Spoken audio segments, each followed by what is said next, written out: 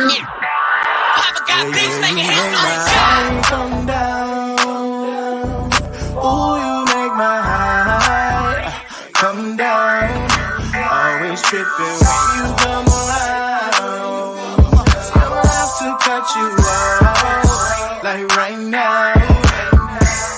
You see, I don't want to drive me. You can say that for your mama. Maybe you should smoke some. Me try the marijuana. I was never you good. The vibe was straight. Showed you a couple of things and they feeling strange. I treated you right. Everything was a gift from a time to your bag and the color on your lip. Yeah, you plenty of.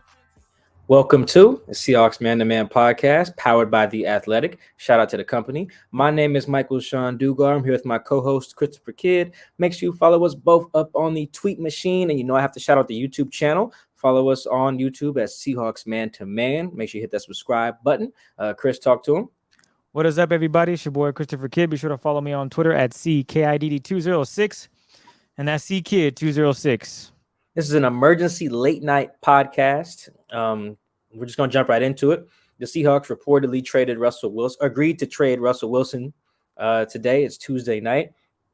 Real late. Me and Chris are staying up late for y'all. You see Chris got his chest all out. The YouTube listeners can, or YouTube viewers can see all that. Don't put it away now, man. Leave it out there. I didn't even up the shirt. Now it's too late now. They already seen the fresh tats, man. Yeah, the Seahawks agreed to terms with the Denver Broncos to trade Russell Wilson, the best quarterback in franchise history. They got in return 2 first-round picks. What I've been told are picks in. They got pick number 9 this year from Denver, and they get next year's first-round pick from Denver. The Seahawks are also going to receive a second-round pick from the Broncos. The Broncos have 2 second-round picks in 2022. I am told that it is the Broncos' original pick, which is pick 40. It is not the pick that they got from the Rams. That would be pick 64 because of the Von Miller trade. So they got 2 1s, 2 2s, and a 5th, I believe. I'm told the 5th is this year as well. And the Seahawks are giving them Russell Wilson and a 4th round pick, which I believe is from the 2022 draft as well. Remember, the Seahawks had 2 4th rounders as a result of the Jamal Adams trade. Woo! That was a lot. I just said it all in one breath and still can't believe it. And as a secondary transaction, it was reported by, I believe, Adam Schefter first, and I'm pretty confident in it. I had heard rumblings of it at the Combine and Tuesday morning as well. The Seahawks are planning to release Bobby Wagner. I imagine by the time you guys listen to this podcast Wednesday morning, Bobby will already have been released. And that move, because Bobby was already under contract, can just be official on Wednesday morning, whereas the Russell trade cannot be addressed by the team until everyone passes their physical. Schefter reported that Russ has already passed his in Denver. And so you need the players that Seattle's getting back. I forgot about that. The players Seattle are getting back from Denver: Noah Fant, tight end; Drew Lock, quarterback; and defensive tackle Shelby Harris. Once all 3 of those guys pass their physicals in Seattle, then Seattle can tweet, "Hey, we've agreed to terms." That's my understanding of the rules. But they cannot comment on specific players, hold a press conference until the new league year on March 16th. That's my understanding. So, quick recap. The Seahawks traded Russ, got back a bunch of picks and some guys, one of whom is Drew Lock. And they are also reportedly going to cut Bobby Wagner and save $16 million while also releasing their defensive captain, signaling a full-on freaking rebuild. Chris, what the hell happened today? I don't know if I can really process what feels like probably one of the more monumental days in franchise history. And what's crazy, we had a special guest lined up for you guys. You guys are going to love it. Should we tell them the guest, or we want to hold off on the... I mean, shoot. No, we won't tell them. It's cool. We won't tell them. Yeah, we had someone lined up for you guys that was going to drop Wednesday. And then... He's really upset about not coming on, too. I hit him. I said, can we reschedule? He was like, that's your loss, guys. He said I was going to spill my heart out. He said, I'm about to go on McAfee's show now. Can't even blame him. Hopefully we can get him back. But I got my fingers crossed that we could get him back for. I was excited to have this player on, but Russ decided to see Aaron Rodgers making 200 M's for the next 2 years, or 4 years, excuse me, and was like, nah, I'm going to top that. Get me out of here. And the Seahawks were like, we can make that work. Why not? Oh, and by the way, we're not done yet. Bobby, don't need your services anymore. You're getting old. Sure, you're a Pro Bowler last season, but I think we can make some rookie Pro or we Bowl can bring in Pro Bowl starter last year too. It's crazy. whatever it is. The Seahawks feel they have the antidote to make this team better. They have the utmost confidence that moving forward, this team is going to compete for a, I don't know, they would say a championship. Right now, as it stands, it's early. I don't know. I'll wait to see who they have under quarterback or under center at quarterback. That's going to be, for me, okay, this is the first step to see what's going on. Who's under center? There's a lot of names floating around. We'll get into that, obviously, but it's really crazy that they were willing to trade Russ. Sure. Did they get enough back? I don't think so. It's Russell Wilson, man. Russell Wilson is a top 10 quarterback right now in the league. Russell Wilson is arguably a top 5 quarterback in the league. And the Seahawks were willing to say, yeah, we're looking ahead in the future. Aaron Rodgers just got a lot of bread. We, the Seahawks, are not looking to go down that path, so why not cut ties now? I thought they should have ran it back one more year. Sure, it was going to be Pete Ball again, but you're bringing back this defense. You have Bobby Wagner, Jamal Adams healthy. You keep DJ Reed. You try to go out and get a corner. You add some depth to the D-line. You address the offensive line. Maybe this team makes a little bit of noise. Sure, are they going to win it all next season with everybody coming back? I don't know. Probably not, but at least you gave it another shot. And then if they wanted to go ahead and trade Russell Wilson, I understand that. But from this standpoint and where I'm at right now, it doesn't make any sense. I don't see the vision that they had and said, yeah, this is the best opportunity we have to get this team back to where we want to be, which is contending for Super Bowls. Pete's about to be 71. I didn't think he wanted to rebuild, but based on what I've seen these last 10 hours, or actually 12, because the news broke for me at around 10:40 this morning, I don't see where that ideal of, yeah, I don't want to rebuild. I'm jacked about this season. I mean, he talked about it at the press conference at the Combine. It sounded like there was no intentions of trading Russell Wilson. A few days later, he got us. So there's a lot here. We got to break it down into sections. That makes it a little easier, I think, for people to follow what's going on. I feel like when everyone gets the alert on their phone or whatever and hears about it, it gets the text. The first question is, why would the Seahawks do that? Right? Like, why would the Seahawks trade Russell Wilson? Which is a very valid question, because if you just catch a few headlines here and there, you're like, Mike, Chris, didn't they say they weren't going to trade Russell Wilson? The answer is no. And I tried to hint about that at the Combine as well, because what they said was very specific wording, and someone tweeted me that was like, no, this is semantics. And I actually heard that from a few people, and it's not, right? So what Pete Carroll said at the Combine, I was there, he said, we have no intention of making a move there. Intent can change. That's not the same as we're not doing something. We just don't intend to at the moment, right? That's very important wording. He even said that off the podium as well. That part wasn't aired. I have that just audio on my phone. Even John Snyder later was like, he said we're not. I asked Pete, like, hey, when teams call and ask about Russ, what does John say? He was like, well, he tells them we're not shopping the quarterback. We're not shopping him. That is different than saying you are not trading someone. And even Russ saying he wants to be in Seattle, he says he hopes to be in Seattle. That's what he expects, right? That's the wish, the plan, or whatever. All these words that are not very definitive. All of this was intentional. This came with purpose. These words are not semantics. These are people, John, Pete, and Russ, who know exactly what their words mean. And in the case of Pete and Russ, they speak in front of microphones all the time. Right? And I tried to make that pretty clear whenever I wrote about it. And, I never really said the Seahawks aren't trading Russell Wilson, right? I said it was very unlikely. I guess I understood how likely it was. I probably gave some percentages somewhere in other shows that didn't necessarily reflect how likely it was. I found out today that it was, this was a bit more foreseeable than I imagined. Like, for example, I reached out to a player, said, whoa, you surprised by this? And he was like, no, they've been talking about it for a month. So, so there's that part of it. Perhaps I undersold that part. But I think people really just kind of heard what they wanted to hear.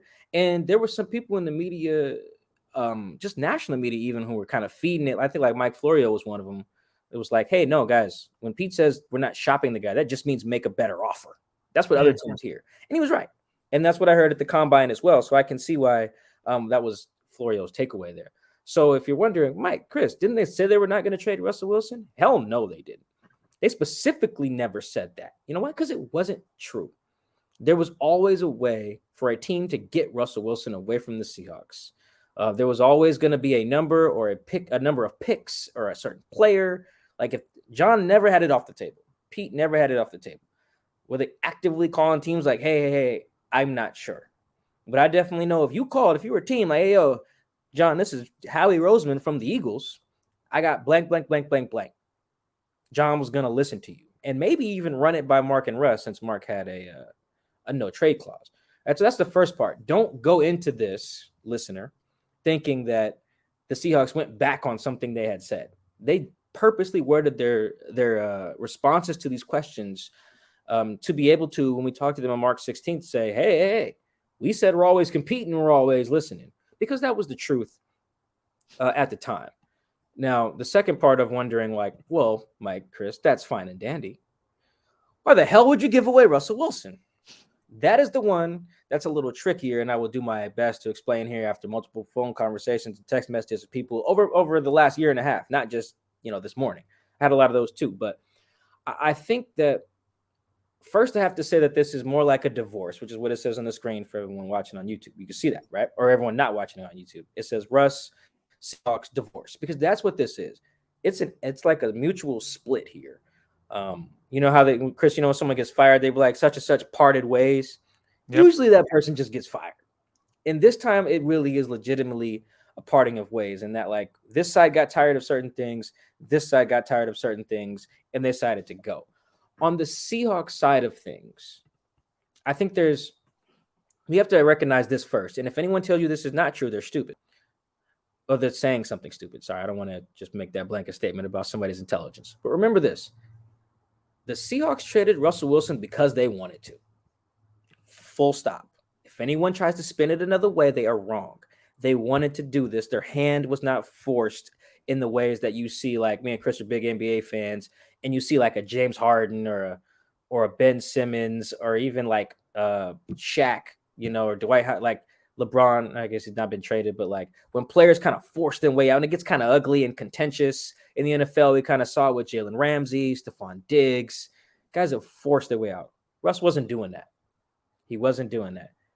If OTA started on April whatever, Russ was going to be there.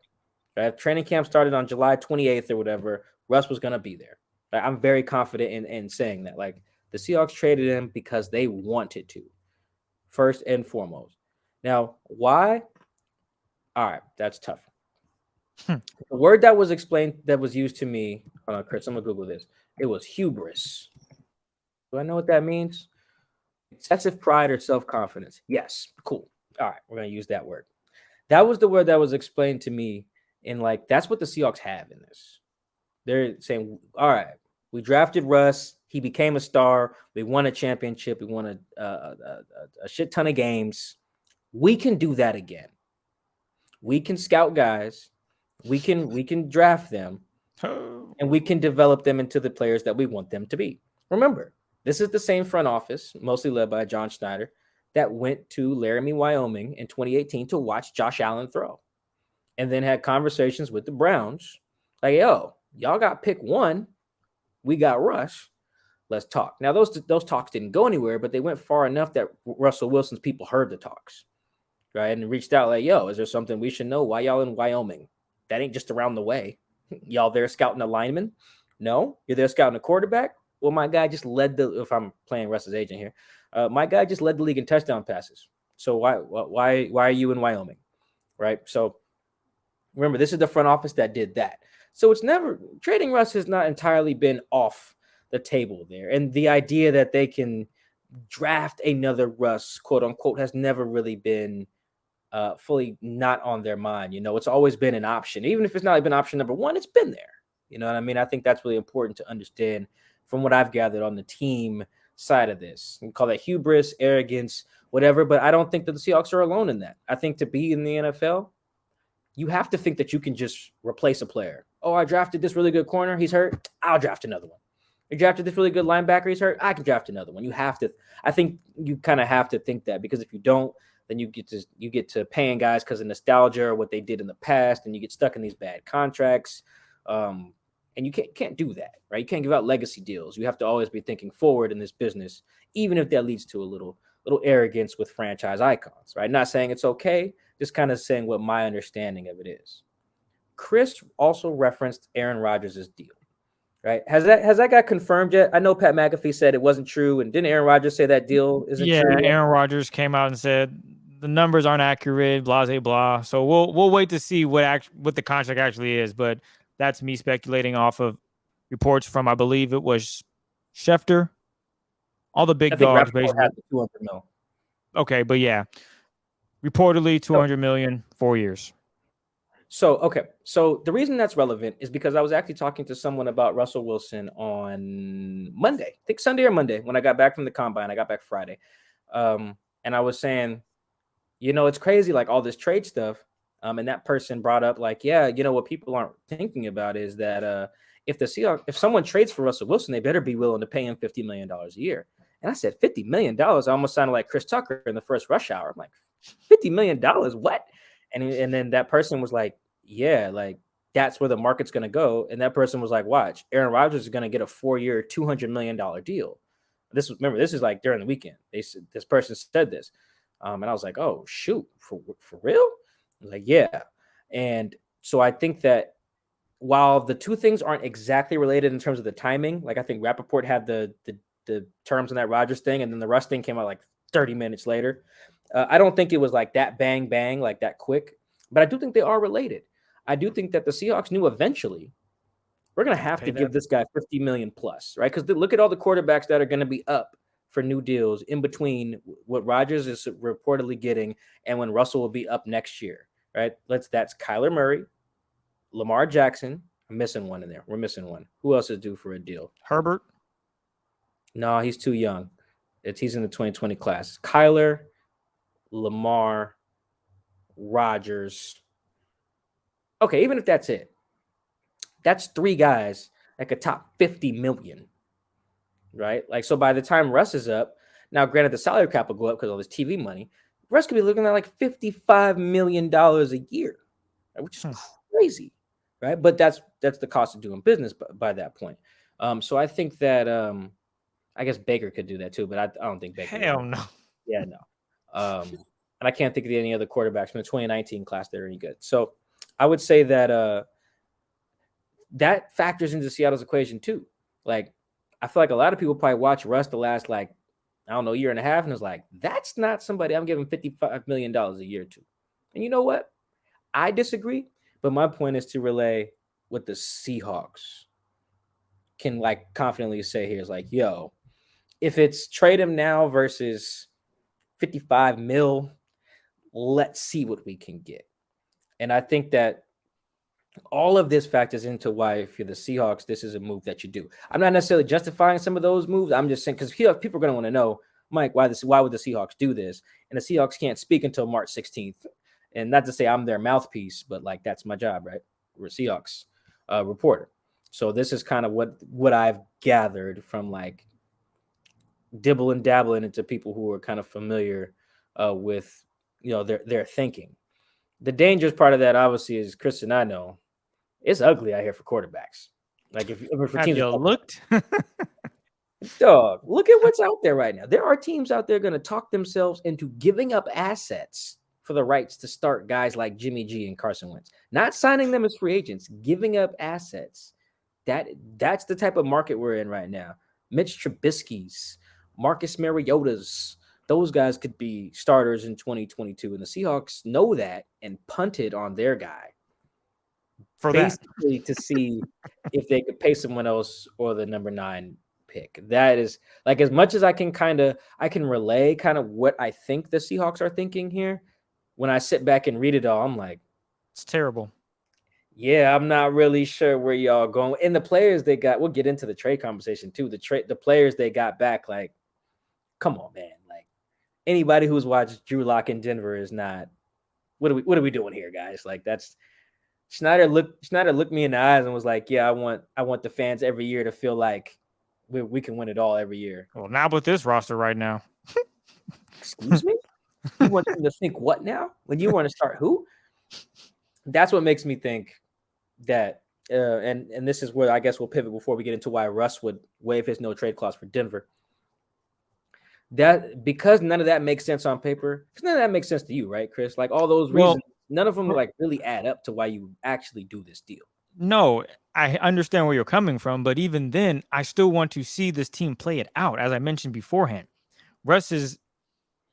He's mentioned before on Dan Patrick that he wants a little more say. We've talked about this on the podcast, off the podcast. Russ probably is not getting that same respect that he thinks he deserves as a top quarterback in the league. Where let's go back to Aaron Rodgers for a second. I would be willing to bet all my money in my account that Davante Adams knew that Aaron Rodgers was going to get that deal, and vice versa. Aaron Rodgers realized they're going to bring back Davante Adams under the franchise tag. With that being said, clearly those two have a relationship with the front office, and they're okay with the moves that they were going to make, paying Aaron Rodgers and tagging Davante Adams. Whereas with the Seahawks, maybe Russ doesn't have that voice in the room, because if I'm not mistaken, Dan asked him, would you like more say with decisions that go on with the Seahawks? Yeah. And Russ was like, well, yeah, of course. I mean, basically Russ saying, I don't have that opportunity, but I would love that. And the Seahawks, it seems the whole discussion of philosophical differences has come to a full head of steam with their quarterback. Russ wants to do things that he thinks can get this team back to winning Super Bowls, and Pete's saying, well, my way can definitely get us there. And with that, they had to split. And Mike made a point way, way, way back. Either the Seahawks are going to roll with Russell Wilson or they're going to roll with Pete Carroll. And we now see that the Seahawks have rolled with Pete Carroll instead of sticking with their quarterback, as the Packers have done. They went out and got a new head coach, Matt LaFleur. While they didn't win a Super Bowl, they were in the hunt. And now they've signed Aaron Rodgers for 4 more years. And I'm going to guess they're probably going to be in a discussion. Granted, Aaron Rodgers stays healthy. They're going to be in discussion. Meanwhile, the Seahawks are rolling with the head coach.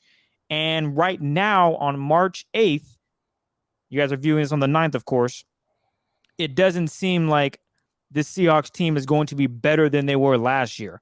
I tweeted earlier that right now I could see the Denver Broncos 5-7 years from now still being better than what the Seahawks are 5 to 7 years from now.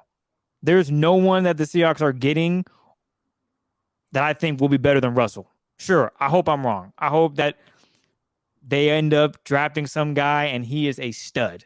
He turns out to be just, damn, man, this Seahawks know what they were doing.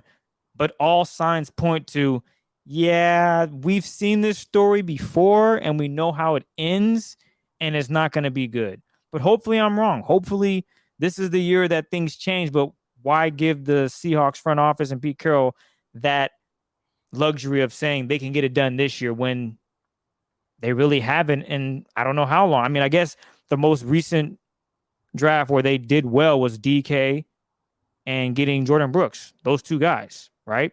Yeah, those are two separate drafts too. Yeah, 2019 and 2020. Back-to-back years they did. Right. They got two guys. Okay, cool. Now you're banking and hoping that in the first round they don't screw it up. That's a lot to ask for, especially when you look at the track record, which Mike has brought up. You brought up a lot. I mean, I think every podcast since the season has ended, you've gone back and said, let's look at this draft class and what they've done.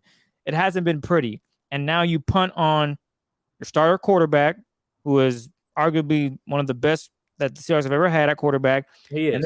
He's the best they've ever had. Oh, yeah. And then to top it, to put the just icing on it, you're just like, yeah, Bobby, you declined a lot, which I watched film. I honestly, what more can Bobby do?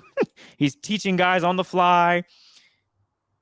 I don't know what else Bobby Wagner could have done to sustain his current job with the Seahawks. Sure, they paid him a lot of money, but I don't see why he doesn't deserve it. It's not as if he went from a Pro Bowler Yeah, he's not a Pro Bowler anymore. If I'm not mistaken, he was still a Pro Bowler. The guy is still one of the best linebackers in the game, and it's not a question. It's quite obvious. So you trade Russ and you cut Bobby.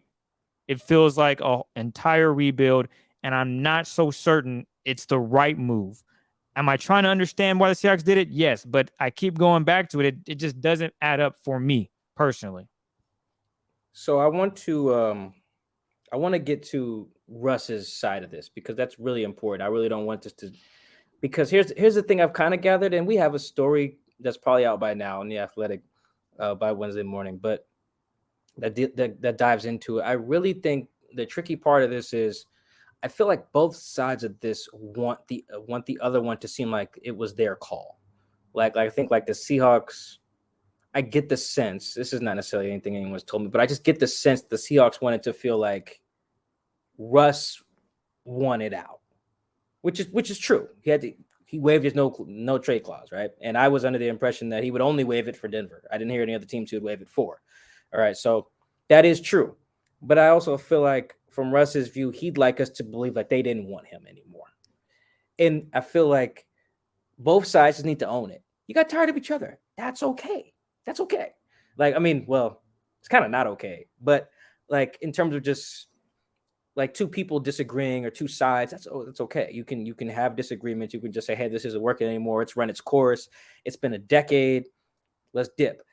But I feel like that's not what's happening here. You're going to see a lot of the framing of how this divorce came to be when I really think the real answer is, and don't let anybody tell you different, that both sides had their beefs with the other to the point that neither side should be confused as why this came to an end, right? And I don't think any one side was more responsible for the split than the other. I think it was damn near pretty even, right? The Seahawks had their reasons, and Russ had his. So I want to go into what Russ's would be. I'm just not going to fly through them, but like I feel like some of them we've are bigger than the others for sure. But yeah, some of them we've discussed, and I think one of the ones that I'm making an assumption here, but I feel pretty good about it, just from what I know about Russ and what his beefs with the organization were. Russ really does love Seattle. Right. And we could talk about what his legacy here is and all that maybe a little bit later, but he does love this. He loves Seattle. He liked playing for the Seahawks. There are guys on the team that he likes. There are, just aspects of living here. He likes the city. He's part of the Sounders, like this is his bag. Right. But it was all conditional, right? He loves winning more than all of that stuff I just named, like flying planes or helicopters, whatever he flies, and bringing a baseball team to Portland and owning a part of the soccer team and building a high school here or a charter school, like that's all fine. That's great. He loves all that. That's all very genuine humanitarian activity, right? Boom. But if he's not winning championships, he will bounce. He can write a check from anywhere. You can Venmo or you can fly back to open a Boys and Girls Club here if you really about that or whatever. There's a children's hospital probably in every city, right? Like he'll be fine, right? I'm sure they have one in Denver. So I think that all of that is true, while at the same time winning topped all of that. And I think he kept trying to tell us that. And we're kind of dismissing it as like cliche, which it was. But like the dude, I say this all the time, he named his first biological son Win, right? He is about that. And all that sentimental stuff, he'll tell you the story of him flying over Seattle when he got drafted and his first time seeing the mountains and all that, right? Ignoring the fact that he played Major League Baseball here a year before that in the state of Washington, whatever. But he'll tell you that story and he'll be like, yeah, that's great, Russ. You love it here. Cool. But did you win? Right? That's the main thing he prioritized, right? And at the end of the day, he just looked around and said, for whatever reason, I can't win here no more. I can't win at the rate that I want to. I want something different. You know what I mean? You ever just the way it's almost like you eat a certain food, consistently. You go to the same place for lunch because it's by your job or whatever. And then one day you're like, I'm just gonna eat somewhere else. Not necessarily because it's better than the sandwich spot by my job or the coffee shop across the street. It's just different. I just got to eat something different today because yesterday I had a chicken sandwich and the day before that I had a chicken sandwich. So today I'm going to have tuna. Even if I don't think tuna is better than chicken, it's just something different, right? So I think that's where kind of Russ was with the franchise and his situation. He turns, 33 in November, maybe 34. He got a late November birthday.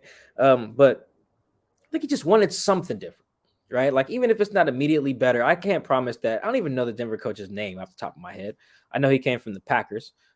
Chris, can you check that from with the Denver? I believe it's Nathaniel Hackett. Oh, Hackett. Yes, I did. Actually, I did know. I need to double check, but that's him. No, Okay, that's right. Yeah, Yeah. Okay. So, like, I don't know how good of a coach he is. I'm gonna give you guys a little secret here. Russ doesn't know how good of a coach that dude is either, right? Like, Denver's roster is like marginally better, I think, than Seattle's. Their O-line is probably better, but Seattle has advantages at other positions, I think, and they were in position to get better at some other spots as well. So, like, the grass is not automatically greener, but Russ just got to a point where he wanted to test it. Right? Like, let's see. Let's see if I go somewhere that can build an O-line. Let's see if I can go somewhere where they'll give me a little bit more say in personnel. Let's see if I can go somewhere that drafts a little bit better, right? None of these things are guaranteed to be true. But I think that Russ got to a point where was like, I needed to try something different, just something. I say this, I know other people have made this point when you fire a coach. Like, sometimes you fire a coach, not just because he's bad, you just need a new voice in the room. And that happens. I think that happens more in the NBA than the NFL. But it just happens, So I think that's the point that Russ got to, because if you look at that, like, boy, if Russ thought the NFC West was hard, wait till he has 6 NFC or AFC West games where he's going against the Raiders and Carr. Carr ain't no scrub. He's going, obviously, Mahomes, Herbert. I think the coaches in the AFC West are really good too. I don't know about Josh McDaniels, but I mean, Andy Reid, Brandon Staley, boy, like, he's not getting an easier run to. Yeah. He's in the AFC with the Ravens, the Bengals, the Bills, like the Patriots on the rise. Like, it didn't become any easier, but I don't think it had to be. I think that's the part that I undersold, me personally, not as much Chris. I undersold that. I thought Russ would look at it from a football view and think that and realize Seattle was probably the move, but he looked at it as like, look, I'll just try something else because I just need to do it. And on that, I think he wants to be challenged too, right? I think he looks at Denver as an opportunity to bring this team that has struggled, bring this team back to winning. And he believes he can do that because what is Russ all about? As you mentioned, he's all about winning. Yep. And in Seattle, back-to-back seasons of not winning, it weighed on him, right? It weighed on Russ's conscience that he wants to win Super Bowls. Instead of being on the field playing, he's sitting up there with the commissioner talking about whatever they're discussing. That's not what Russ is about. Russ is about being on that field and putting his team in the best position to win it all. From week 1 to the season's over, he's going to give it his all, and that's really what he's about. Sure, he does his online stuff. People call it corny. Hell, I've called it corny. But when it comes down to playing the game of football, Russ is that dude. Russ is talented. Russ is one of the best.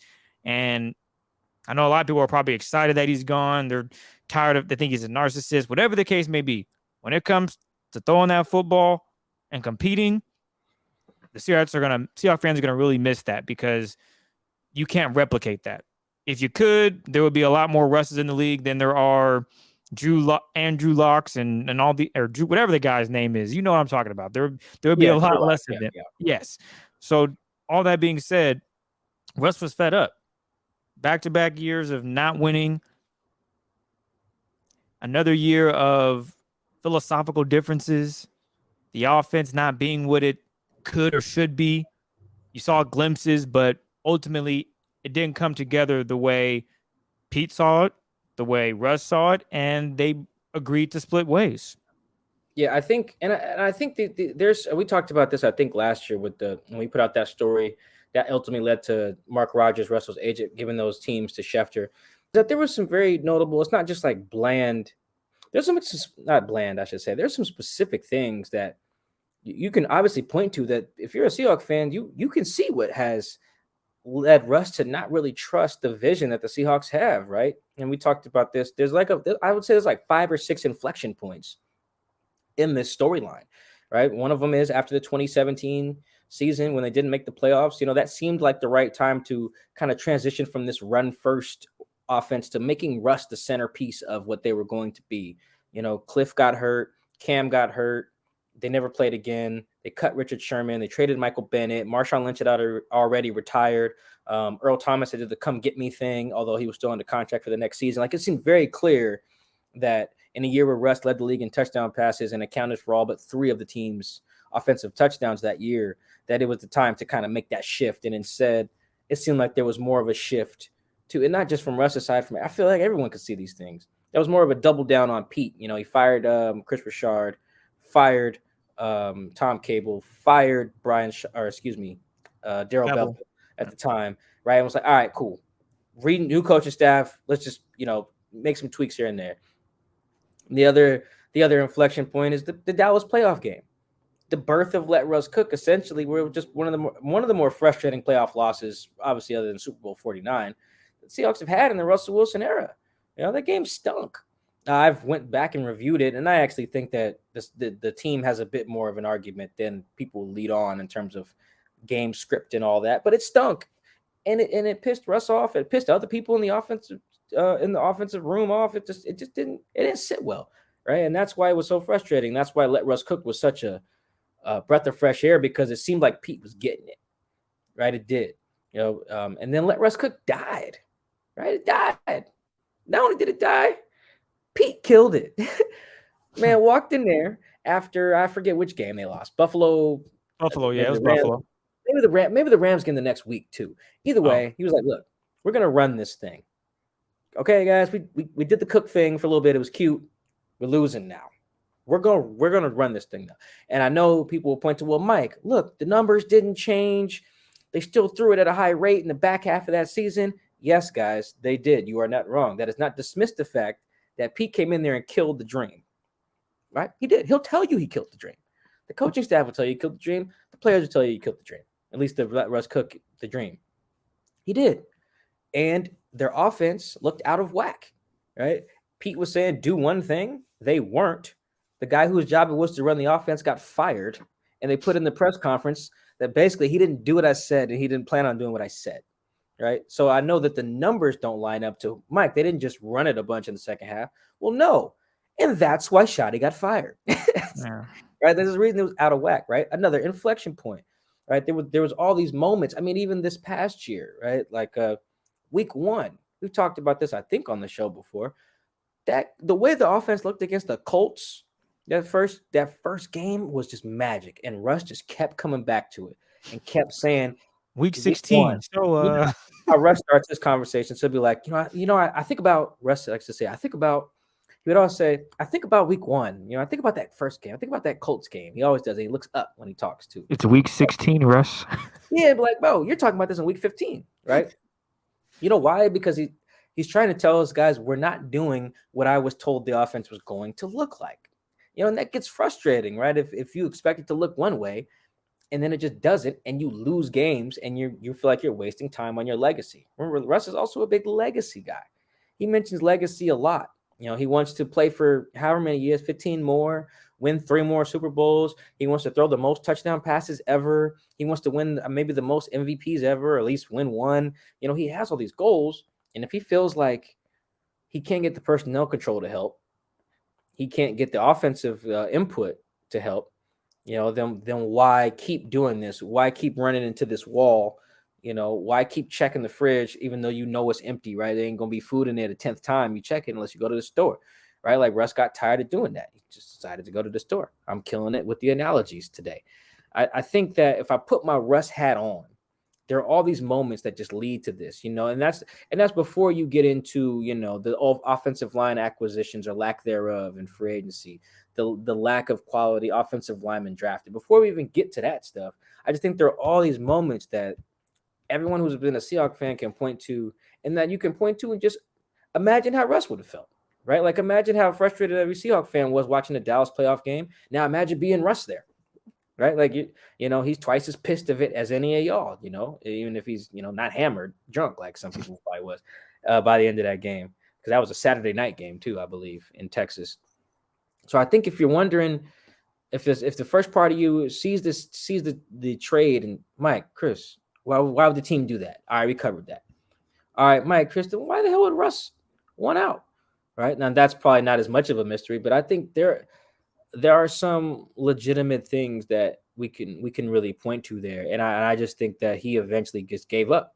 This is Russ giving up on the Seahawks, not believing in their vision for drafting, free agency, trades. I just think that this was the not. I know that this was the end, and it's not. You got to eliminate the football part there for a second there. Even if Denver he kills it there, I just really think it was more about him wanting something different for his legacy. He didn't trust the Seahawks with his legacy anymore. I don't think. And who could blame him? Shoot, I don't know if I would either.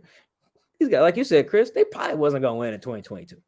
No, they probably weren't, but weren't. At least they explored the option, because the roster previously, before trading Russ and cutting ties with Bobby, you were sitting there thinking, hey, with Russ, they got a shot, man. It's a possibility.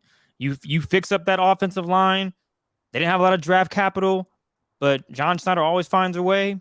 There's a possibility Seahawks can get something done. There's a lot of free agents out there that they can possibly swindle and go get. But the Seahawks are like, nah, we'd rather just rebuild for what it looks like now, what it appears to be a rebuild, and we'll go from there. Now, I can't wait to see what this roster looks like come August, who the quarterback is, because by then we'll have a lot of answers. But for right now, I'm waiting, just like everybody else, waiting and seeing. But I think the biggest thing is, well, what's the plan at quarterback? We got a lot of questions regarding the quarterback situation. Yeah. Who is going to be the man that's spinning the rock? Who's going to be under center? There's a lot of names floating around. I honestly have no clue. Mike, what's your insight? What's your take on who might be under center come week 1 of the 2022 season? I mean, I'm gonna be honest with you guys. Like, I was in Indy for a week. I got there Monday, flew out Friday. I didn't spend not 1 second thinking about them quarterbacks, man. You know what? Off the list. I did spend a little time, like a hot second, when I was waiting for Pete to come to the podium on and that's Wednesday 5 morning. minutes. Hot second, guys. Yeah, I ran into Jordan Reed of ESPN. Shout out to Jordan. We got to get him on the pod. Draft analyst, does great work. We had him on the pod last year, but that was before he got big time and went to ESPN. I was like, hey, man, what do you think of the quarterback class? Just kind of off, and just kind of just chopping it up with the homie, not thinking anything of it. But I think that you're looking at a few options. I don't think you trade for anyone other than, okay, how do we do this without making ourselves sound gross? I don't think you trade for anyone other than Deshaun Watson, right? That's what that would be the only move that makes sense via trade. Just from a strictly just football standpoint, there's a big legal development in that. I think something with the grand jury happening on Friday. And I bring that up just because when I was talking to people like, what are the Seahawks doing? That's a name that came up like 3 times from independent people like, oh, Deshaun. They might be making a play for Deshaun, right? I don't think he'd end up here. I do think that if his legal situation developed in a way that made it more likely that teams trade for him, I do think that other destinations would perhaps be more attractive to him, right? I do think that. But I do think the Seahawks would make a serious play at him. They'd be one of the teams trying to make a run. So I do think that's the only trade option. That's the only thing you could flip, somebody, these picks or these assets into. I don't know what it would take to get him outside of 3 first-round picks. After that, I don't know what the Texans would want back. And I think Deshaun has a no-trade clause as well. So he'd also have to want to come here. To come to Seattle, yeah. Which is a little bit of a tougher sell unless you can keep, Chris, Rashad, Noah Fant, DK, and Tyler is like a decent skill position group. So maybe you sell them on that. I'm not exactly sure. So we'll see how that goes there. I think your other options there are, the free agent route. You shouldn't say that. No, Cam Newton. I think you can do a little better than this version of Cam Newton. I mean, you can go get Jameis. Yeah, he's probably number 1 on the list, I would say. Yeah, Jameis, Teddy. Who else is out there? Marcus Mariota, Tyrod Taylor. Tyrod's still doing that thing, huh? Yeah, Jacoby Brissett. This might be the time to call Kaepernick for real. Because this group right here is just pretty bad. Like, but that's an option, right? Like, that's what I think is like option 2. So option 1 is a trade. Who can you trade for? Deshaun. Option 2, free agent move. Those are your options there.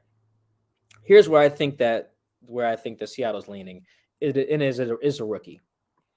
I think it's a rookie.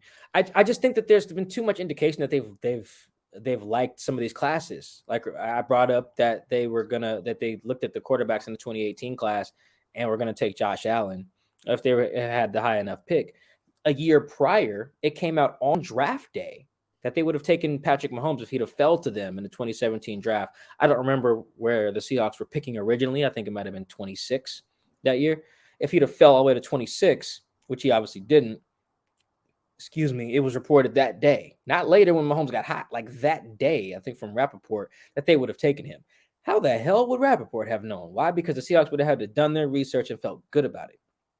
Right. So I think this group, mostly led by John, is always looking at quarterbacks. Remember, John grew up in that Packers. I forget the guy they grew up on. I think it's Ron Wolf, whatever, the scout that they learned from in Green Bay, the executive they learned from in Green Bay, always be looking at the quarterback. Even if you got one, I think Schneider was on staff when they drafted Aaron Rodgers, despite already having Brett Favre. That's where he comes from. So he's already thinking about the next guy. So I think that a rookie is where they are most likely to go if the trade for someone like a Deshaun doesn't come through. I'm not gonna lie, I don't know who they should go with, because again, I couldn't tell you. If you put four pictures in front of me, right? Mike, one of these guys is Malik Willis, one of them is Desmond Ritter, one of them is Kenny. What's the other? Pickett. One of them is Kenny Pickett. One of them's Matt Corral. I got nothing. I know Matt's white. I saw him hurt his knee in a bowl game. Kenny's a brother. I didn't know Kenny was black. Malik's black. Let me double check. Hold up. I'm not sure about the Pittsburgh kid. I know Malik's black because I saw at the combine that Kenny is not black. No, Kenny's not. Kenny white. Yes. Oh, see, I didn't know. I know Malik's black because at the combine he said that teams were surprised how well he knew the playbook or something like that, or how high his IQ was. And I was like, oh, okay, damn. so they thought he was stupid. Yeah, I was like, that's a wow quote. Yeah, he said it at the podium. So I know he's black. The Cincinnati quarterback, he black. Desmond, he black. Come on, look that. Desmond Ritter? Yeah, he got Desmond Ritter's a brother. All right, at least it appears a light-skinned brother, to be exact. Okay, that's fine. Yeah, he black. Yeah, look at the hair texture. We figured we don't want to get Mike McDaniel around here and not. Oh not my goodness. He got the Trey Young hair though, so he's probably got a little mix in him, Oh yeah, he definitely got. Yeah, okay. I think that I'm not gonna lie. I don't know. I have. You can't. Can you blame me? I haven't really been studying the quarterbacks. No one saw this coming. It's gonna be a lot of looking up at quarterbacks, trying to figure out where the Seahawks go. I'm hoping they don't do what you're thinking and draft a rookie. That's a recipe for just disaster. That spells. Can I pitch you on the rookie thing real quick? No, you can't. But yes, yeah. No, here's my pitch, right? Because I know some people said that to me too. Like, Mike, why don't we just wait? Like the Lions are doing. Like, let's just wait. If we don't like a guy, let's not take a quarterback at 2, roll with Goff out there, and then try this again in 2023. Here's why I would not do that, right? You got to remember, you can get fired pretty fast in the NFL. If you want to keep your job, the number one way to keep your job, obviously aside from winning, is to have a quarterback. How can you get a quarterback? You draft one, right? And here's the downside. Well, let's use the Seahawks as an example. Let's say you love, what's the Liberty kid? Malik Willis. Let's say you love Malik Willis at 9. Seahawks got the 9th pick. Cool. You take him and you make him your guy. You declare, May 1st or whatever. Hey, Malik's our guy. We're going to roll with Malik. I know we just got Drew Lock. Maybe they can duke it out, but it ends up being like a Mac Jones kind of Cam Newton. The rookie ends up winning type of thing, right? So you go 17 games with Malik from Liberty. In those 17 games, you're either going to learn that he's a star, that he's the next Justin Herbert, that he's kind of like Tua or Baker, or he's a scrub like Daniel Jones. Gathering that information matters because then it can inform what you do in 2023, right? Because if he's a star, well, then you're straight. Chances are you probably won like 8 games, 9 games, something like that, and you're okay. You build on that, kind of the place where the Eagles are with Hurts right now. You be in that place. If he's just like meh, kind of like where the Browns are, or with Baker, like I would say the Dolphins are probably with Tua, or maybe Daniel Jones is maybe in that category, right? Right. Okay, then taking a guy is not really off the table. If he's a bum, like who's a bum? I'm not doing this. I will. Who's got recently drafted really high? Josh Rosen, right? If he's Josh Rosen, who was like the 7th pick or 9th For the pick, Cardinals, yeah. They were like, he's not it. You know what they did the next year? They Traded took him. Kyler Murray. Yeah, they drafted Kyler Murray. Right. I think that all of those scenarios are fine. Right now, obviously, the guy gets hurt. It gets a little trickier, like a Zach Wilson situation. But I just think that the information gathering of a quarterback on a rookie deal is so valuable. You don't want to be in that, is our guy good? Is he you have to know every offseason. That's why the Bears messed up. It took Fields, and then we're like, all right, let's just not start him until Andy Dalton rolls his leg. That's stupid. No, you take Justin, you play him that whole 17 games, and you get to January or whatever and say, or Senior Bowl, like, hey, is Justin our guy? No, we think he's a scrub. All right, well, let's look at this Desmond Ridder kid. Oh, we like Justin's our guy? All right, cool. Then let's roll him out there. I just think that people undersell how much information you can learn once you give the guy the playbook in rookie camp and have him execute it all the way through week 18, perhaps the playoffs. You learn a lot. It's a lot of information you can gather. Where you don't gather information is taking let's say they take Ridder with like pick 41, and instead they use number 9 on like Sauce Gardner. They grab Drew Lock and give me a veteran scrub quarterback. Let's say they just bring back Geno, right? So they bring back Geno. You got Drew Lock. You take Ridder at pick 40, and you let all 3 of them duke it out. And then let's say Ridder ends up being the odd man out because he's the rookie, and he just sits on the shelf, right, until 2023. Well, now you're like, all right, we stunk in 2023. We already know Geno wasn't the future. We knew Drew Lock wasn't the future. But now we have no idea really what we have in Desmond other than like some practices, right? No game reps, kind of where the Packers were with Jordan Love. So now when you come to the Senior Bowl in 2023, you're like, well, damn, do we take Bryce Young or whoever else is coming up in 2023, just in this no man's land?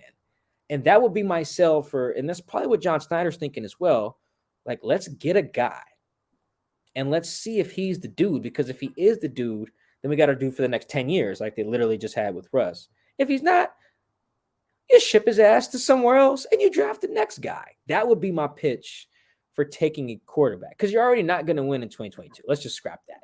Unless you somehow get Deshaun and he doesn't go to jail.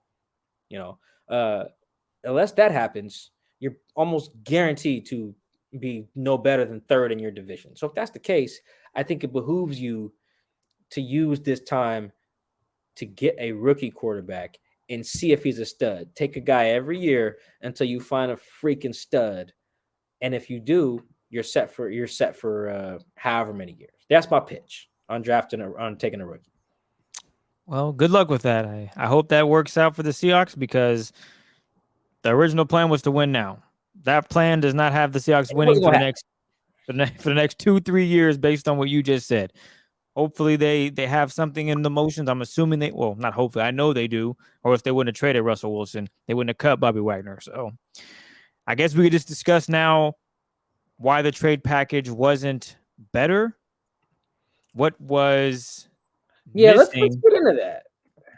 What was missing? I know a lot of questions were like, so Seahawks couldn't get like Chubb in the deal. They not even with Denver, but other teams as well, whether it be Washington or Philly.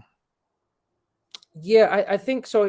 This is an important thing. Here I am doing some insidery reporting-y stuff again.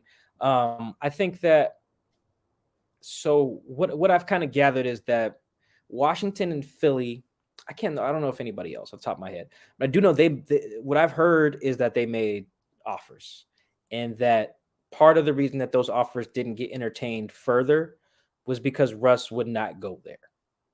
Right? So I think that was a holdup. I think I heard that about Philly kind of this week, but I feel like I heard that about Washington last week. That not only were the Seahawks like, the offer's okay, part of it was Russ won't even sign off on it, so we can't even give you a chance to make your offer better. Right? I think that's why ultimately the Denver did, and Denver probably knew this. If I knew this, Denver probably knew this. So Denver knew, well, okay, if he's only going to come here, we ain't got to give you that much shit because he's only gonna come here. Shoot, they probably was like, we just want to give you 1 first-round pick because what else are you gonna do? And that's probably what John Snyder was like, no, I can't do that. So I think that's part of the issue is that by Russ having that no trade clause, which is something John Snyder didn't want to give up, by the way, in the contract, Seattle leverage was just destroyed. Denver would be like, we don't have to give you Patrick Surtain. We don't have to give you Bradley Chubb. We don't have to give you, who else are the other good players? Jerry Jeudy, which, I mean, that probably wouldn't have done the Seahawks a ton of good to have just a bunch of receivers, but who knows? Better than having Drew Lock. Don't they got a good safety? What's the safety's name down there? He's good too. Simmons, right? Justin Simmons? Yes. Yeah. Like, we don't have to give you him. You just got some cash. Williams, or we don't have to give you any of our linemen, which is like, I don't know how they didn't do that. You know why Denver? Well, actually, I do know the answer. I'm saying it because they had no leverage. So if you're wondering, like, why didn't we get this? Why didn't we get that? Mike, Chris, what's going on? Those are very good questions. The answer is they had no freaking leverage, right? Because Denver knew that they were basically bidding against themselves, right? And that was awful. I bet you John Snyder's so hot about that. Like, giving Russ that no trade back in 2019, probably like, dude, probably called Jody like, see what you did? This is your fault. Because, Jody signed off on that. Probably, this is your fault. Without that, then maybe they could up the offer. With bidding against Denver, they were kind of screwed. And that's why you get this deal where they're getting back, tight ends and defensive tackles while they're giving up a freaking quarterback, My question would be, why didn't they just, because you mentioned earlier that Russ was going to come to training camp. He's going to come to OTAs. Why didn't the Seahawks just play that game of, screw it, we're just going to play this out and have you back in uniform? Yeah, I'm wondering about that. And that's why I think I opened with they wanted to. They wanted to. Okay. There were reasons for this to be done on their end. And I think that the word hubris matters. I think them wanting to matters. And I think they're willing to own that. We'll hear from them on March 16th, at least Pete. Oh, they'll tell can't us. Wait. They'll tell us. Can't wait. But I think that's the short version of why the deal, was not better. I just think they weren't in a position to make it better. I will say one more thing on the quarterbacks. There are some other options they could explore, but then you're just going to have to give them more assets. We got a question about, sorry guys, we're not reading all the questions because you guys sent in 100 of them, and this the pod would have been too long. Sorry about that. But one of them was Gardner Minshew, I think with the Eagles, former Coug. I think that was from the homie Sam Demko that sent in that question. Shout out to the homie Sam. Just beat cancer recently. Shout out to the homie, man. Very happy. Congrats on that, Sam. Someone I went to high school with. Me and Chris are, Cougs. Minshew, that would be what's up. But the problem, but I think the Seahawks wouldn't have taken Drew Lock on if they felt that was a move they were going to make. I think the Seahawks are kind of talking themselves into Lock as of, I don't even know this dude's name. Right, I screwed it up. I said Andrew. Yeah, because it's Drew Lock, Andrew Luck. Like it's when you. Is he still available? Can the Seahawks call up Andrew Luck and see if he wants to come play? They can call him all they want. That don't mean he'll answer. So, especially with that offensive line, I feel it. Yeah, exactly. I played in Indy, but you want me to play in behind. And that's why. And that's why I'm like, do the Seahawks really want to go after Deshaun Watson? He's going to look at the O-line and be like, so is Dwayne Brown coming back? Like, what's really good with that left side? And what you guys got going on at center? Like, he spent his years with the Houston Texans just getting destroyed. I think wasn't him and Russ like leading the league and getting sacked? Yeah, Russ and Deshaun both take a lot of sacks. Justin Fields is going to be a guy like that too. I bet you he leads the league in sack percentage again in 2022. That's just kind of hit. It's a style of play thing.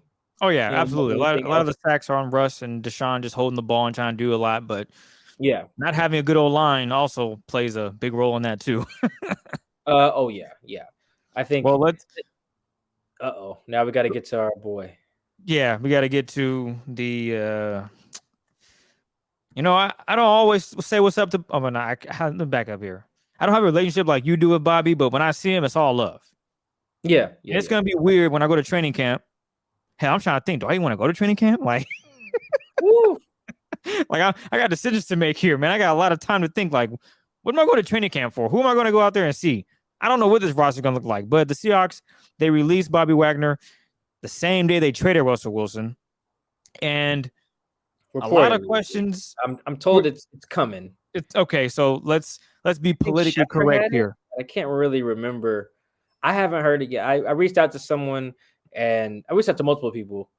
Basically said, yeah, nothing yet. But with the conversations I had even before the Russ deal, or while we're discussing the Russ deal, I think it became very clear that Bobby's days seemed kind of numbered when I was in Indianapolis. To be really honest, when I asked Schneider, I was like, hey, you think you're going to restructure Bobby or Russ's deal for some cap space? And Schneider was basically like, no. And then Greg Bell asked about, like, what about void years? How's that going? He's like, I don't really like those either. And I remember it was a little not super behind the curtain, but I remember walking back to the hotel with Bob Condotta at the Times, and I was like, Bob, that didn't sound good for Bobby, did it? He was like, no, that sounded really bad. And I was like, okay, I'm not tripping then. That sounds like they're gonna cut Bobby. Like that sounded like that, like right away. It's because if you're not gonna restructure his deal, that means you're gonna ask him to take a pay cut. He's not gonna do that. He's just gonna want to change teams or choose his own fate. So now you cut him. Now maybe he comes back, but Bobby didn't already change his picture on Twitter. Oh yeah, he's done. He's not coming already back. Tweeted that Sherm was a prophet. Man, and I think what Bobby means by that is that if you guys remember when Sherm. Man, this is so crazy. I can't believe they cut Bobby. Just can't. Like that's just dumb. That's almost as dumb as cutting Russ or trading Russ for. No, it's not almost. It is, Mike. There was no reason to do this. None. Like so even if there was though, let me play the devil's advocate a little bit. If there was, I hear you say, what more could Bobby do? Like Bobby was a very good player in 2021, very very very good player. But if the Seahawks were even like, all right, he's not worth $20 million cap hit in 2022. That's fun, that happens in the NFL when you restructure. Right, you restructure the deal. You can do it with void years. So all you gotta do is kick the can down the road if you're trying to win right now, which isn't that the goal? And then the other thing is that you get nothing. That's the thing. Zilch. They at least got a 5th round pick and a receiver for Michael Bennett. They got nothing for Richard Sherman, Earl Thomas, or Bobby Wagner. That's bad. They let Earl hit free agency. They cut Sherm, and now they're about to cut Bobby. That's malpractice right there. I don't care about none. Even if I loved all those guys with every blood vessel in my heart, forget all that. The point is to get assets. Like you lose Richard Sherman for nothing. Also, you could start like Byron Maxwell that year, and he never even started. You let Earl walk. I forget if they got a comp pick for that. I'm not sure. Maybe they did. So maybe they did kind of get something there, but even then it was a year later. You get nothing if you just cut Bobby. I mean, I don't think that trading him for like a 5th round pick is the dopest thing ever, but it's better than literally getting nothing. Like that's where I have a problem with that move. Like everyone knows their days are numbered. Like, I mean, if you're Bobby's been doing a version of the Will Smith episode where he stands in the living room by himself. He's been doing that for years. He didn't watch, Brandon Mebane go, Michael Bennett, Cliff Averill, Cam Chancellor, Earl, Sherm, Brandon Browner, Byron Maxwell, Jeremy Lane, most recently KJ Wright, Ken Norton. Like, Bobby's no dummy. He looking around like, all right, well, eventually I'm gonna go. Now he didn't want to go, but he can read the room there. So I mean, it's man, I just can't believe it. I just don't understand the logic of getting nothing for franchise icon, still a good player. Like that was my point earlier. Like, he didn't do there. What more do you want the man to do? I hear a lot. Oh, he didn't have enough tackles for loss. He didn't have interceptions. It's like, bro, Bobby has never been the guy to get interceptions. He is an elite linebacker that finds the ball and makes plays. That's all you ask. And then this past season, he was coaching guys during games because cats didn't know where they're supposed to be. Bobby was another assistant coach on the field, which technically that's his position as a linebacker, but he was doing more coaching than I've ever seen before this past season. He was out there, what are you doing? You're supposed to be here. Do this, do that. And in previous years, it was just a connection. They were all connected and they were all playing as one. Not so much this year, but the biggest point is it doesn't make sense to cut ties with someone like Bobby Wagner. There wasn't a huge drop off. There wasn't after watching film, I don't see how the Seahawks should keep this guy. There's no reason they should. That's terrible. It was basically like they decided, hey, we're paying like a top 3 linebacker, which is what he was by average annual salary, he was about $18 million. I think Fred Warner and Darius Leonard had topped that. I think they're both at around 19. Like, we're paying like a top 3 linebacker, and he might have had the higher cap hit out of all those guys in 2022. So basically, your cap hit makes you the best linebacker, and you're probably like more like a top 10 guy, which still, to me, if the goal, here's the thing about that. If the goal is to win in 2022, I don't see it. If you're just going full on rebuild, all right, then whatever. You got to dump people. Like, I get that, right? If the goal is to win in 2022, cutting Bobby doesn't make your team better. It doesn't. It doesn't. No scenario. It gets you $16 million in cap space, but as we have covered on this show extensively, what the hell has this team done to show that you give them $16 million, they'll go make the team better? Like, do we have to pull up we don't got time. We already over. We doing a lot. We're gonna keep talking, but here's an exercise for everybody. Go to spotrac.com, spotrac.com, and go to the free agents, and you can search by year they were acquired. Filter Seahawks, start at 2013, and you can see free agents signed, and you can search every year. You're going to see a bunch of scrubs. And it wasn't because of lack of money. It was because of lack of a willingness to spend. So if you give this team $16 million, what you going to do with it now? And even then, who wants to come here now? Yeah, that was, man, you hit it right on the head. We got questions about. Like, if you Quandre Diggs, if you DJ Reed, why am I coming back? Why am I coming back? For what? you Quandre Diggs, and the Seahawks say, hey, what up, Q? Yo, we ready? Let's talk. You're like, well, about what? Yeah, about what? What y'all doing up there? You just traded Russ. Quandre's still cool with guys up here, like Jamal's his dog, Tyler Lockett's his dog. Like, he maybe have some reasons, but like, no, that's not enough, Mike. If you DJ Reed's like, okay, hold on. What are we doing up there? You Dwayne Brown. What are we doing up there? You Brandon Shell. You even Gerald Everett. Will Disley. Yeah, and I mean, I know some of these guys they just want to be Seahawks regardless. Maybe their first team that drafted them or acquired them or whatever. There's some sentimental value there. I'm not going to rule that out. I'm not going to pretend like every guy was only here because of Russell and Bobby. Some guys just have relationships that they value. They love the city or whatever. But by and large, goddamn, this place just got a lot less attractive. If I'm a free agent, unless I'm just tied to Clint Hurt or Pete Carroll, or I played for Shane Waldron before. Like, you're basically just banking on coordinator and coach familiarity. That was the other thing about getting rid of Bobby, is that it kind of signaled a rebuild, and you have to wonder how many guys are on board for the rebuild. Whether you're trying, like, how likely, like, would a Quandre Diggs even wanted to be here via trade if they were rebuilding? Would a Carlos Dunlap, a Jadeveon Clowney, would Dwayne have even came in the first place? Let's go back to your Quandre Diggs. My man came from an environment where they weren't winning. So you think he wants to come to Seattle to continue not winning, but get a bag? I think Quandre wanted to win, and he saw that opportunity, and he took it. And now it's kind of looking like, yeah, you guys are trying to rebuild again? Yeah, I don't know if I'm going to be with that. And you gave up Russ, and you cut our boy Bobby? Yeah, that's tough for me, man. I'm going to have to shake and find another team that's willing to pay me and have a chance to make the postseason, compete for a Super Bowl, because he saw what it's like to lose. Cliff Averill knows what it's like to lose too, right? Cliff Averill was on a team that didn't win a game. He was on that 0-16 team. 16 team. Yeah. Guys want to win. They want to get paid and they want to win. Quandre right now is at a point where he can get paid and get a chance to win.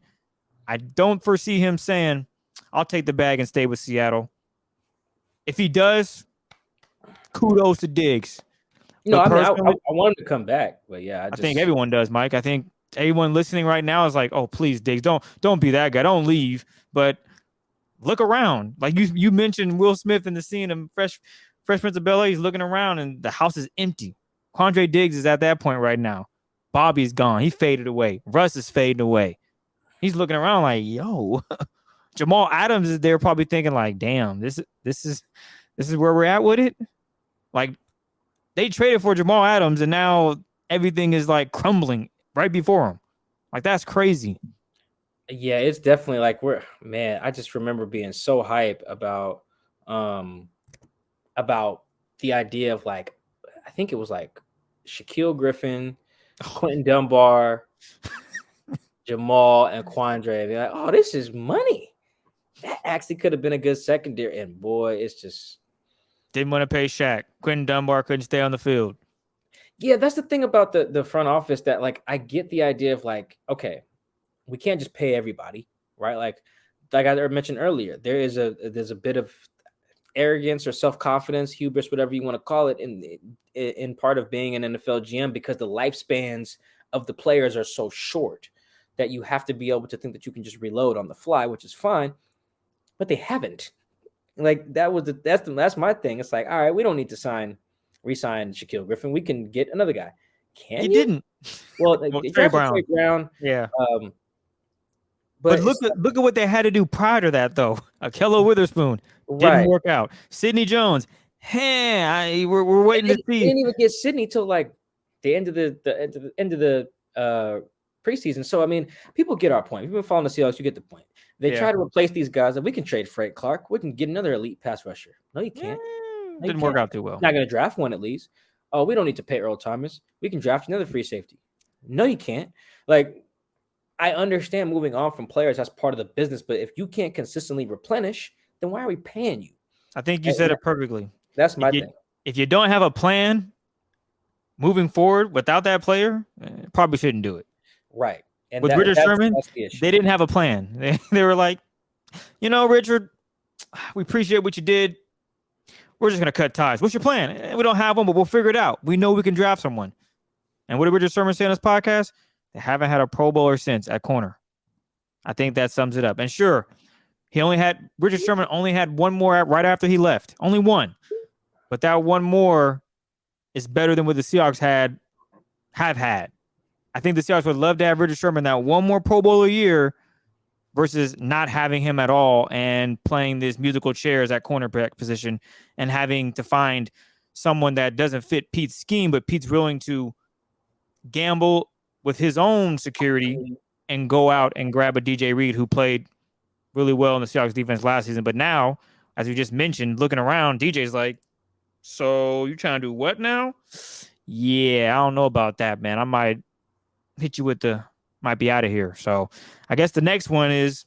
Hold on, I want to pick it up real quick. I think, dang, I just lost my train of thought there. Real quick, I think that the Seahawks are in more trouble than they realize with trying to replace some of these guys. I really do, and I think I'm not the only one who was under that impression. There's obviously there's a few ways to look at this, right? There's the positive glass half full thing. Like, Mike, we got picks. How many top 100 picks do they have in the next? Was it 4 drafts? Like 10? No, the top 100. So that's first, second, and most of the third. That's not a pick. So they have Denver's first this year. They got a top 40, and then they got pick 41, and then pick 72. So that's 4 right there. And next year they have their own first, that's 5. They have Denver's first, that's 6. They have Denver's second, that's 7. They have their own second, that's 8. And they have their own third. Yeah, they have their own third, which that's 9. All right, so that's 9 top 100 picks in the next 2 years, right? And you're like, Mike, we got cap space, especially after you cut Bobby. I think you go from like 30 something to like 40, maybe almost 50 mil in cap space. Mike, we got 50 mil in cap space. We got picks. Let's roll this out. And it's just like, okay, cool. I'll hear you on that. The flip side of that is we're kind of where I'm at. You need so many things to go right to rebuild. You need a lot of things, and I think that's really overlooked. Shout out to the homie DJ who covers the Jets for the New York Daily News. He tweeted this a few weeks ago. He was like, everyone loves draft picks until they become players. Right? That's something to that effect, and he's right. Like, everyone does love the idea of like a top 10 pick until your top 10 pick is like Josh Rosen. Then everyone hates the top 10 pick. Right? Everyone loves your having a quote unquote first round pick, right? As an asset, it's great until it's Jermaine Ifedi, right? And then you're upset about having that. Like, so I think that if it was as simple as have money and draft picks, more teams would have quicker rebuilds. It's not a guaranteed thing. It's actually very hard to rebuild. Right? Very, very, very hard. Go ask the Jets about having picks and money. Go ask the Jags. Go ask the Jaguars. Go ask the Bears. Go ask the Giants, even though they don't have any money right now. Like they've had it in the past. Go ask the Browns. They've had money and picks for decades and haven't been able to turn it around. It's not guaranteed just because we got these assets. You have to turn them into something. You have to turn them into something the minute you need to turn them into something too. That's the even trickier part. It's not just that the Seahawks have to. It's not that the Seahawks rebuilding. They have to rebuild. They have to do it now. You have to use that top 10 pick on a guy and hit now. You have to use, you have to use those top 40 picks on guys now, like, or else if you're the front office, or else everyone's getting fired. No one makes it to Valentine's Day next year if they whiff on these picks. They don't even make it to the Senior Bowl next year. So to put it in terms, are Pete and John's jobs are they going to be safe the next year? I think the only way they buy themselves time is with the rookie quarterback. That's another part about taking a rookie. If they hitch their wagon to someone who's already not proven, like if you dump Russ and you go get Marcus Mariota and you don't make the playoffs while Russ is out there smoking it up in the Mile High City, then you're going to get fired. You can't miss the playoffs twice in a row. They can't. They can't around here. I don't care if it's trading Russ, cutting Bobby. For Jody to greenlight all that, she has to bank on them being successful, right? Again, there could be more moves. You can make a move. There better be something like that. But right now, it's just so hard to imagine these guys. And I don't know the type of leash that Jody will give them, but it's just so hard to imagine that this doesn't work. Like if they're 6-11 next year, and yeah, they started some combination of Drew Lock, Malik Willis, and maybe even Geno. In like, oh look, we went 6-11, but we couldn't figure out the quarterback thing. Well, it's like these guys can't use the quarterback thing as an excuse because they got rid of the quarterback. I think that's where it's different than like Dan Campbell inheriting kind of Jared Goff, so to speak, or who got there when the quarterback was kind of crappy. There's been coaches who get there and it's hell, right? Like that happens quite a bit. But it's their job to then find a new guy and turn things. I mean, Robert Saleh, there's a good example. He got there, well, then Zach Wilson got hurt and stunk, right? That's not entirely his fault, so he buys some time. These guys, you got rid of the dude that was already good. Elite. So no, I don't expect you to be very safe if you can't turn this thing around very quickly. The reason why that's what I was going to say earlier. The reason why Bobby tweeted that he said Sherm was a prophet is because Sherm said these guys lost their way 4 years ago.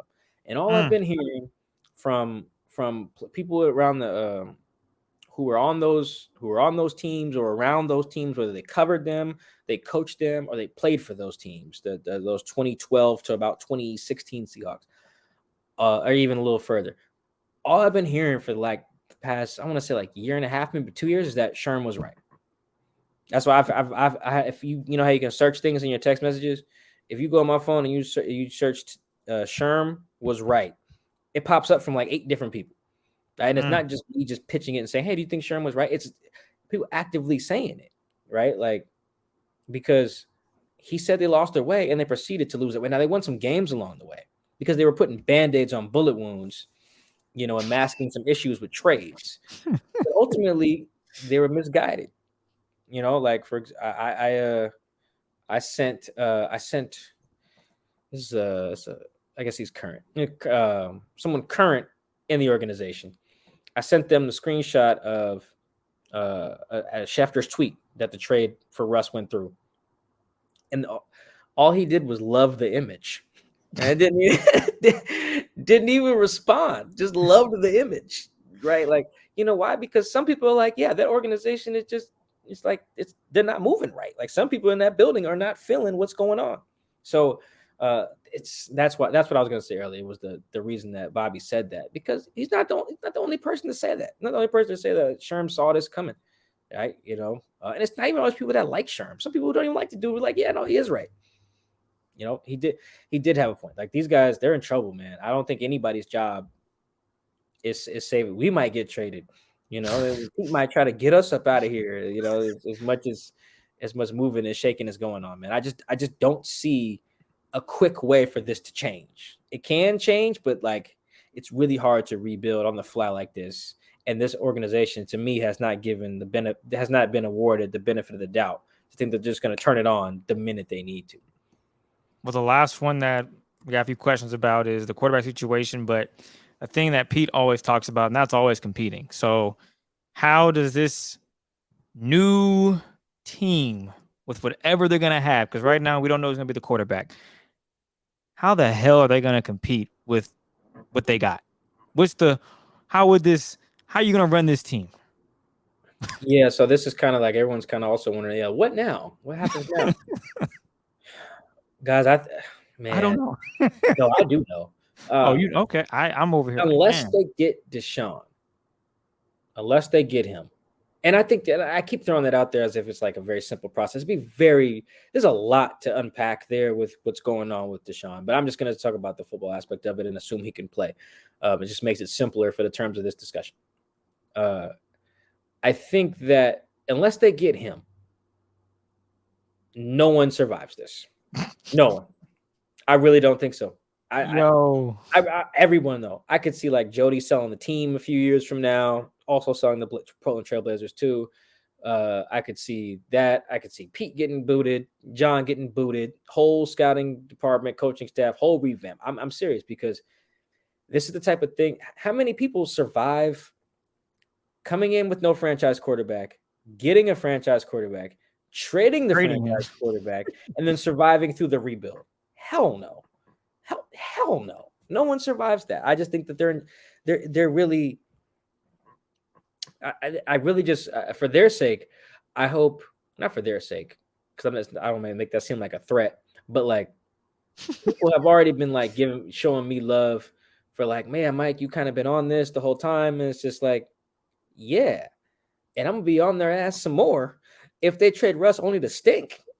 Like, that just that don't make no sense. You can't always compete. You can't do that. You can't say we want our fan base to feel like we always have a shot. Who are you putting on the season tickets? Who's on the book? Who are you? Yeah, you got rid of your defensive guy and Bobby, and you got rid of your franchise quarterback. So yeah, the DK is going to be your best bet at this point, and I'm sure DK is like, man, give me to the Rams ASAP. Yeah, no, I don't know if he's like that. No, I haven't heard anything like that though. I will say that it is interesting. It does feel like no one's safe now. Not DK, not Tyler, Jamal, Gabe Jackson, Carlos, Chris, Rashad, Damian Lewis. It just doesn't feel like anyone's safe now. Jordan Brooks, Poona Ford, Darryl Taylor. It doesn't feel like anybody's safe at this point. Like, yeah, who? When you send that renew your Seahawks season tickets 2022, who's on the PDF? What? Is it DK? Is it Tyler? Is it Jordan? Who's throwing them the ball? It's just it's a really hard sell for me. And I'm sure that other people are probably yelling into their phone or their car, like, Mike, I could sell it right now. It's like, okay, God bless. God bless. Like, you can try, but I feel like you're casting way too much benefit of the doubt when it's not warranted. The only thing what do we trust Pete with? I kind of trust Pete with defense for the most part. Like, I expect him to make defensive adjustments to get it done. He's done that actually the last 2 years, which is a credit to his ability to adjust on the fly. What else do we trust him with? Motivating guys for sure. Rah guy. Yep. Yeah, making guys believe in themselves and get the best version of themselves out of guys. That's something I also trust Pete with. I'm running out of stuff here, Chris. Help me out. I'm over here. I'm done after you said the rah stuff, man. Yeah, I'm not sure. That's the thing. What else is there left for me to believe in? We talked about that when we had Ben Baller. Shout out to Ben Baller of the Ben Baller podcast. we talked about that with him week 7. That we were saying we don't After really the believe Saints in these got guys. him. Yeah, after the Saints got in there, and Jameis handed them an L, scoring 13 points. So this is where this is probably the last thing we'll say. And we're going to talk about this topic, I feel like, a gazillion times all offseason. Now it's the main storyline. But I feel like the Seahawks have a job to do here. They can either lie to us or live up to their word. And the words I'm trying to hold them to are John Snyder's saying that they want to always make it feel like they can win a championship. Because Pete feels that way too. He just didn't say it directly at the combine. They better get Deshaun. So if you feel that way, then make the necessary moves. If you're backtracking on that, then tell us. Tell us, hey, this is a rebuild.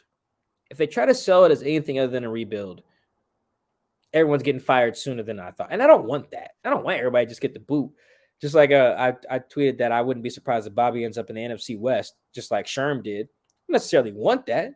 I'm not stupid. I can tell. I can see what's going on. Guys want to stick it to the team that cut them.